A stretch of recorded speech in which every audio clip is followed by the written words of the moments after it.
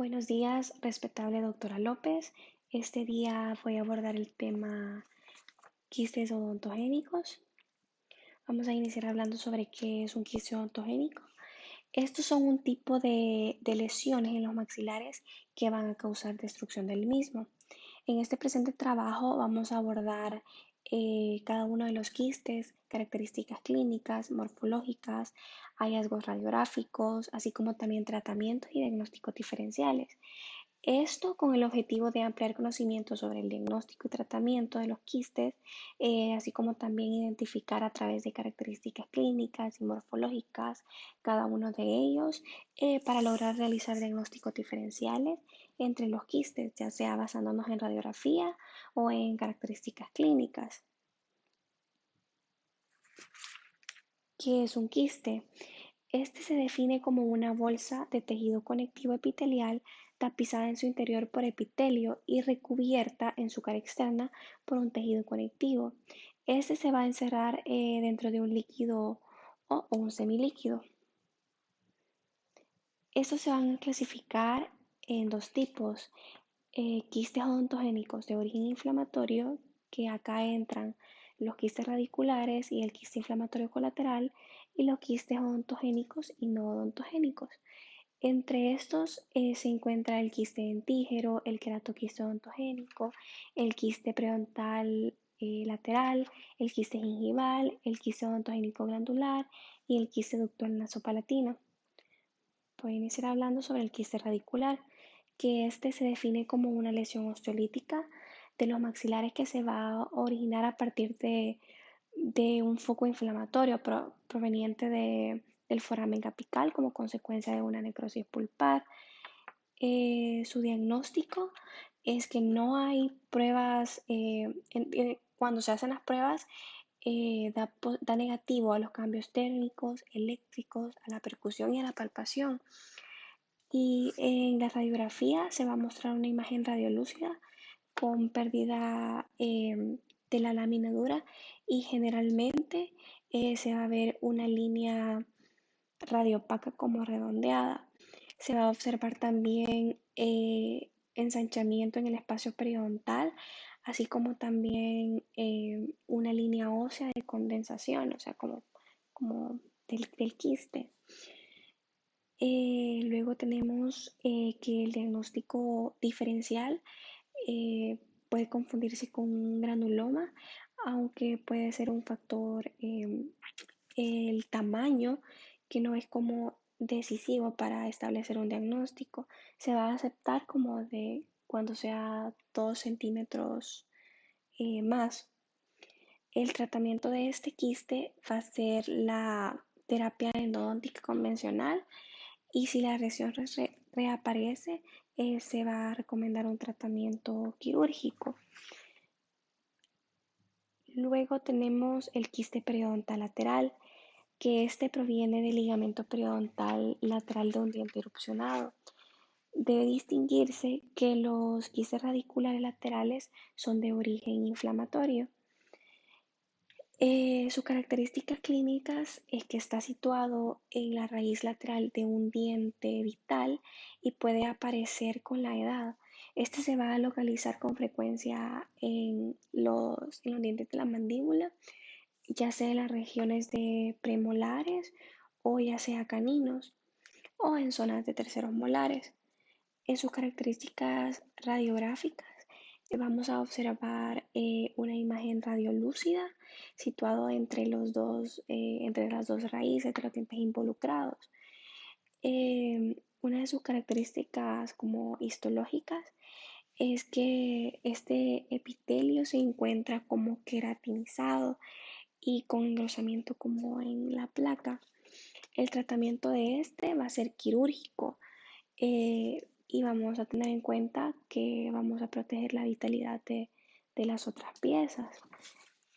Luego tenemos el quiste dentígero, que se origina por alteración del epitelio adamantino después de la formación completa de la corona, con acumulación de líquido entre las capas del epitelio adamantino.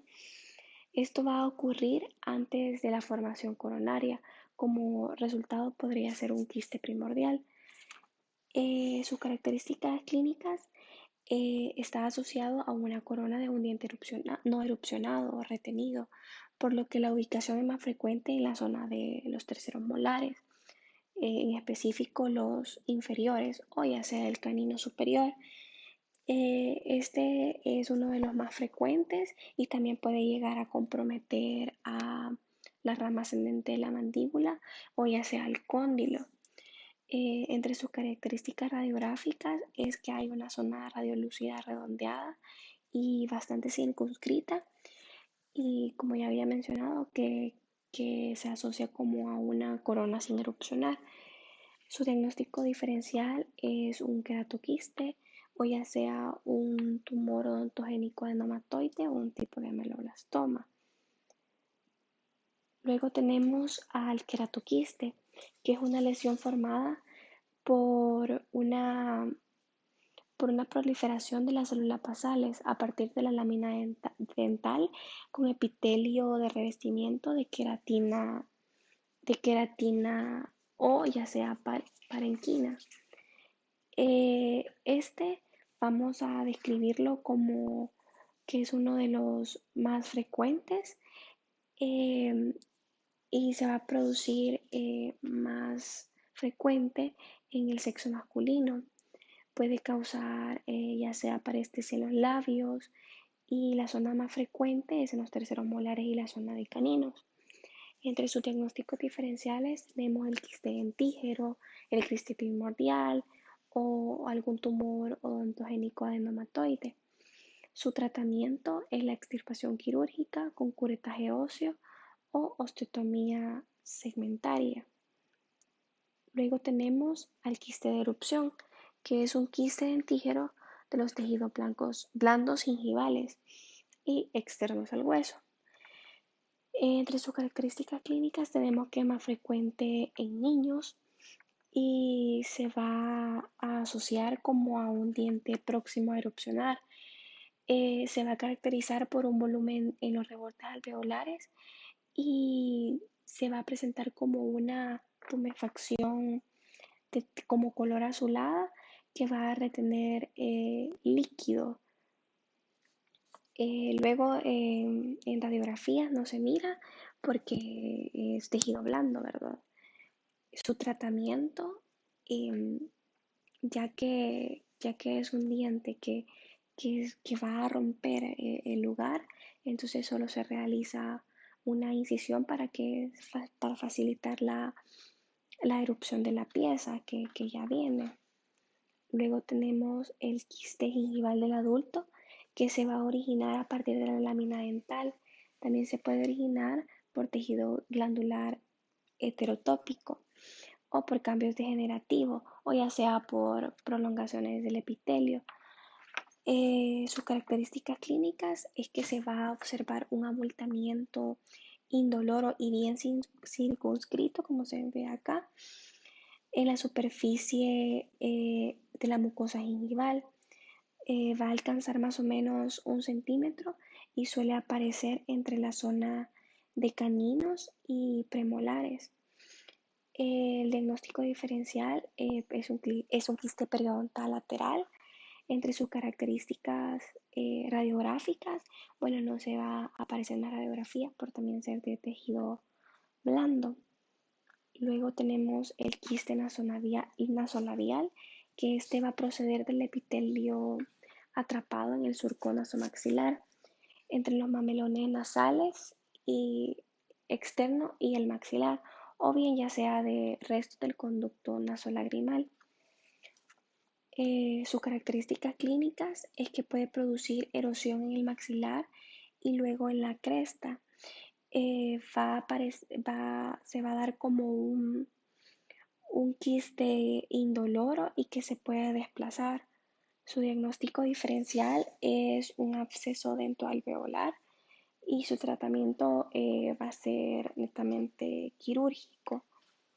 Luego tenemos el quiste nasopalatino, que se va a producir por restos epiteliales o ya sea por fusión del paladar secundario a partir de restos epiteliales del conducto nasopalatino anterior.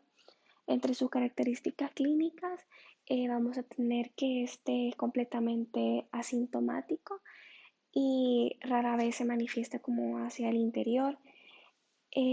También aparece, se localiza en la papila incisiva gingival.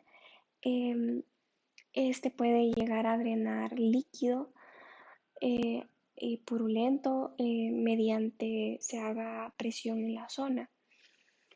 Entre sus características radiográficas es que va a aparecer como una imagen radiolúcida, como circular o ya sea como de tipo ovoide entre los incisivos centrales. Va a tener una forma como de un corazón de póker. Su tratamiento también es quirúrgico. En conclusión, tenemos que los quistes tienen un origen y comportamiento distinto, ya sea en cuanto a morfología, sintomatología, crecimiento, y es muy importante para nosotros detectarlos de forma temprana, estas anomalías, para tratarlos de manera oportuna y así evitar el compromiso con las estructuras anatómicas sanas. La bibliografía es de un artículo de lesiones quísticas asociadas a terceros molares y también de quistes de los maxilares y del manual de odontología. Muchísimas gracias por su atención. Que tenga buen día.